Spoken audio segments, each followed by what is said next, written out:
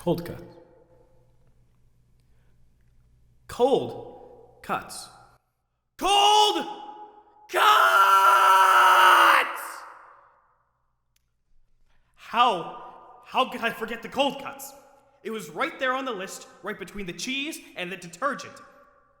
I have no idea what I'm gonna do without cold cuts. This is the worst thing that's ever happened, and the store just closed. And they're closed tomorrow, too, because it's a holiday. That means everything is closed. And I need cold cuts. I can't live without them. I'll go insane if I don't get some cold cuts. Wait a minute. I won't go insane without cold cuts. But I'm really bummed and angry. Why am I flipping out over cold cuts? It's gotta be something else. The minute I remember that I forgot the cold cuts, I felt like I'd been pushed off a cliff. But it's really not that big of a deal. But it is a big deal. It just doesn't make sense. I gotta retrace my steps. How did I get here? So I left home about 2 or 3 hours ago. I got off the phone with management. People from my job don't usually call me, so it was a weird call. They expect a lot from me. That's nothing new. But what they were asking, it's like they expect me to be a superhero. It's like they expect me to be holding up some mighty golden shield that reads, "The customer is always right." But the customers are always wrong. They're never right. Why should anyone ever help them? They're a bunch of giant babies that can't do anything for themselves, and I'm expected to hold their hands and walk them down every single time they want anything we don't have! It's what they want that bothers me, not what they need. Everyone has needs, I guess. I can't judge someone just because they blur the difference between needs and wants. Nobody's perfect, after all. Okay, so work called. They were more demanding than usual, asking me to come in early and do extra stuff that hardly anyone else at the job ever gets asked to do. And why did they do this? Because I'm the nice one, right? Because I'll put up with it, because I'm the chump. A chump for money. Be a chump and keep your job. Stand up for your dignity and get fired. Isn't that what everyone does? No, not really. Patience is a two-way street. The boss knows how I feel. I've been ranting about obnoxious customers for longer than I'll ever be able to remember, and yet I still have a job. You give to get, so I guess I can't blame my job. So what else is there? Friends? Right after the work call, I got a text message from one of my oldest friends.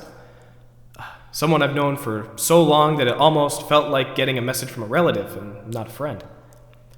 It felt good to hear from my friend. What do I expect from friends? A lot? A little? Should I always forgive them if they do stupid stuff that ticks me off? Sometimes it seems like I ask too much from friends, and then when they don't deliver, it's like a switch is flipped. I need to give my friends a break. They put up with my issues, so I gotta put up with theirs. No double standards.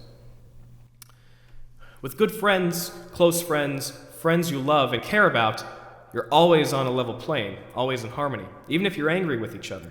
Friendship is all about sharing. In a friendship, no one is in control, because no one needs control. The need for control, if anything, is often the main thing that destroys friendships. If I don't need control, then what do I really need? Cold cuts. Is that the main thing I've been looking for all my life? A slippery meat pile? Whoa, that sounds wrong. Well, anyway. Needs, yeah. I don't have many. Not the same kind of needs others have, anyway. Yes, I need money. Oh, no, I don't need all the money in the world. Yes, I need friends. No, but I don't need to be the most popular person on earth. Yes, I need family, but do they need me? Sometimes my parents seem to care, and other times their idea of caring just means telling me that every choice I make is wrong. They played it safe. They did good in school. They did good in college. Got married as soon as they could. They bought a house as soon as they could. They started a family as soon as they could. Looking into the future, when I get out of school, the last thing in the world I want to do is start a family. Buying a house might be nice, if I could actually ever afford it. I'd get a big fridge, with lots of different compartments, yeah. And then I could more efficiently organize all of my delicious cold cuts. Ah! Cold cuts back again.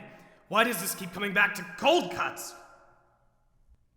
Well, let's see. Well, they're convenient. You don't have to heat them up, but you can. Sometimes a hot ham and cheese sandwich really hits the spot. And cold cuts wrapped in cheese make a delicious snack, even between meals. Ah, the cold cut varieties. Smoked, peppered, spicy, extra spicy, maple glazed, corned, kosher. Seriously though, do I really care this much about cold cuts? It's beyond care. I'm obsessing over cold cuts. Actually, I'm obsessing over the absence of cold cuts. Cold cuts aren't the healthiest kind of food, but they aren't the worst either. But having an existential crisis about cold cuts is just absurd. So no matter what, beyond a shadow of a doubt, with nothing stopping me, I shall make this my ultimate proclamation. I am not obsessed with cold cuts. But I do love the simplicity of cold cuts, I guess. This has got to be the answer. What else could it be? Cold cuts are easy to find and easy to eat. There's no instant gratification with them. It's not like I can digitally print out half a pound of cold cuts, but hardly any effort goes into getting cold cuts at all.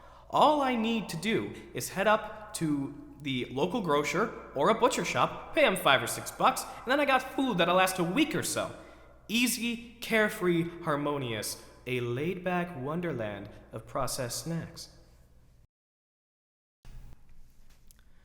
Okay, well, I know it sounds weird again. What the heck? It is weird, and that's not a problem. It's crazy and abnormal to start screaming about cold cuts out loud, but it's okay to scream about them inside my head and nowhere else. In that case, I guess there was no big problem to begin with. I can yell and scream and curse my brains out, rant my head off in silence. But the minute I cross that line and break into my neighbor's house to unleash my cold cut rage, well, then I'm in a lot of trouble. It's clear now that I just had a lot of extra stress. Forgetting to buy the cold cuts was just the straw that broke the camel's back. My back. I am the camel. I'm not insane at all, and this isn't even the worst thing that's ever happened. But I sure could go for a big cold cut sub right about now. Oh well.